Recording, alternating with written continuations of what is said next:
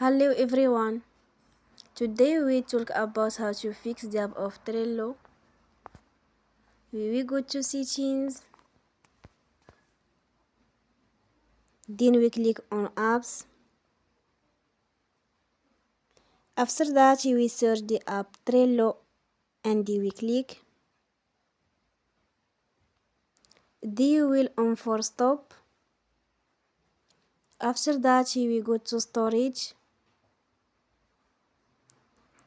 Then we click on clear cache.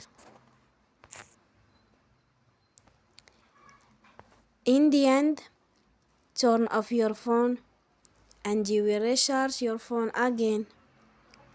Don't forget to support us by like and subscribe. See you next time and thank you for watching.